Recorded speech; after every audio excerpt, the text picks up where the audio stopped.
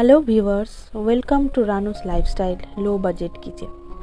আজকের আমি আপনাদেরকে দেখাতে চলেছি সমস্ত রকম ঘরোয়া উপকরণ দিয়েই ঢ্যাঁড়সের একটা খুবই সুস্বাদু রেসিপি।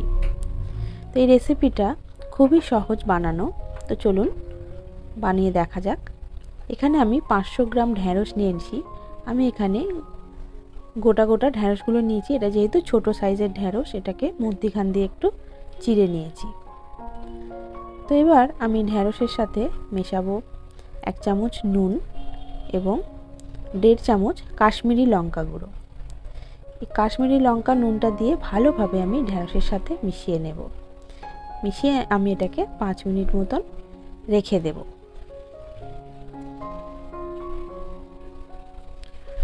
পাঁচ মিনিট পর আমি এখানে সামান্য একটু 1 চামচ মতন ময়দা নিয়ে ঢ্যাঁড়সের ওপরে ছড়িয়ে দিয়েছি।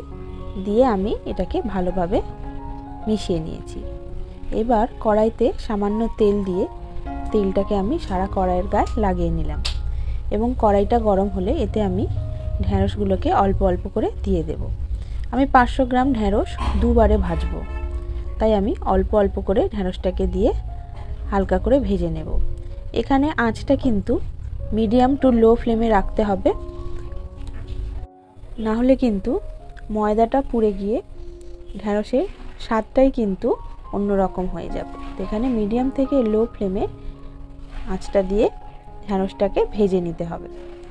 তো এখানে দেখুন আস্তে আস্তে ঢ্যাঁড়সটা কিন্তু আরও গাঢ় সবুজ রং ধারণ করছে। তো মোটামুটি এটা সামান্য পরিমাণে ভাজা হয়ে গেছে। এটাকে আমি একটা থালায় তুলে নিলাম এবং পরের বারে আবারও কড়াইতে তেল গরম করে ঢ্যাঁড়সটা ভেজে নেব।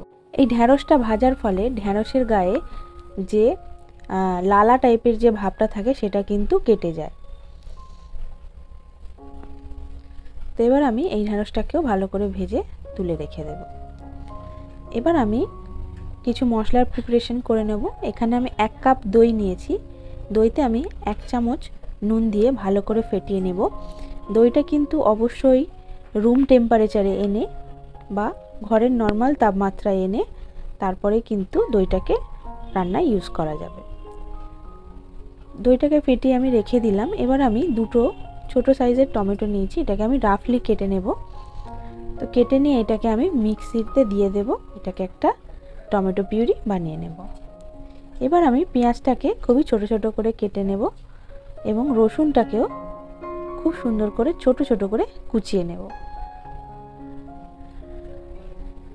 এবার কড়াইতে তেল দিয়েছি, দিয়ে আমি এখানে 1 চামচ কালো জিরে দিয়ে দিলাম।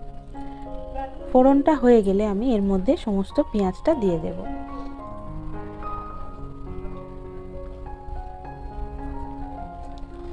পেঁয়াজটা দিয়ে ভালোভাবে নাড়াচাড়া করে নেব যতক্ষণ না পেঁয়াজের কাঁচা গন্ধটা যাচ্ছে। পেঁয়াজের একটু রংটা বদলে গেলেই এখানে আমি কোচানো রসুনটা দিয়ে দেব এবং আবারও ভালো করে নাড়াচাড়া করে ভেজে নেব। এখানে কিন্তু আঁচটা একেবারেই কিন্তু মিডিয়াম ফ্লেমে রাখতে হবে। কয়েকটা কাঁচা লঙ্কা চেরাও আমি ওপর দিয়ে দিয়ে দিলাম। এবার আমি দিয়ে দেব 1 চামচ আদা বাটা। আদা বাটাটা দিয়ে আমি ভালোভাবে মিশিয়ে নেব।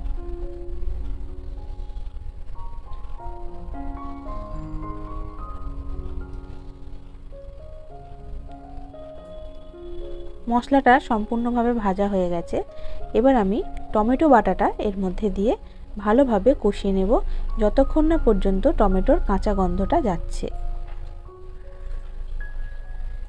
তো এবার আমি এর মধ্যে দিয়ে দেব 1 চামচ হলুদ, 1 চামচ ধনে এবং 1 চামচ লাল লঙ্কার গুঁড়ো।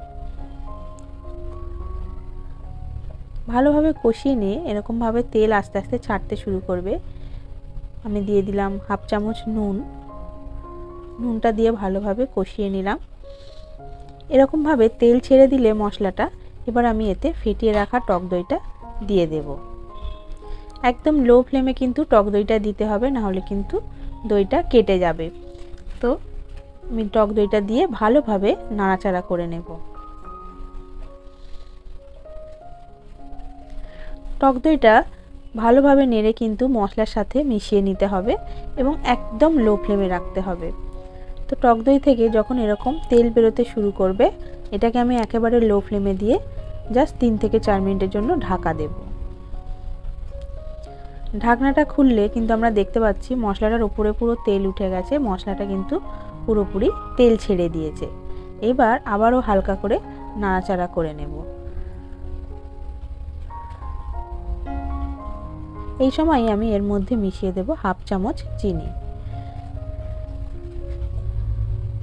চিনিটা দিলে স্বাদটা কিন্তু খুব দুর্দান্ত আসে।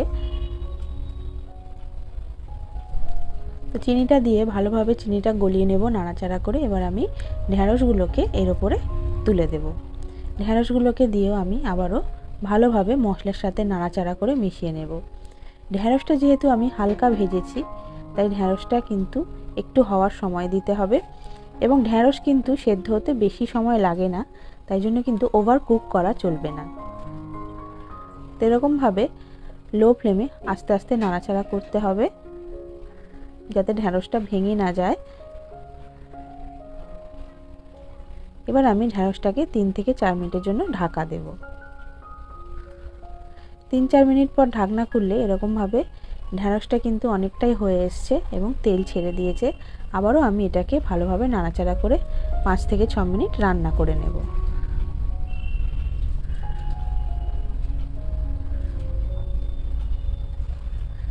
বন্ধুরা, রান্নাটা কিন্তু পুরোপুরি হয়ে গেছে। এবার আমি উপর থেকে হাফ চামচ গরম মশলা গুঁড়ো ছড়িয়ে দেব। ছড়িয়ে দিয়ে ভালোভাবে নাড়াচাড়া করে নেব।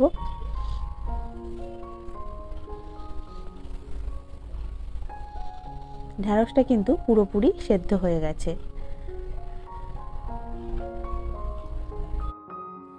আমাদের কিন্তু তরকারিটা পুরোপুরি রেডি হয়ে গেছে।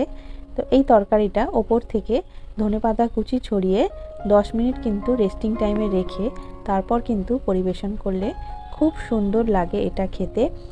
তো আপনারা অবশ্যই এটা বাড়িতে ট্রাই করে দেখবেন, খুব সুন্দর হয়। ভাত বা রুটি যে কোনো কিছুর সাথে এটা খেতে খুবই সুন্দর লাগে। খুবই দারুণ স্বাদের এই রেসিপিটা।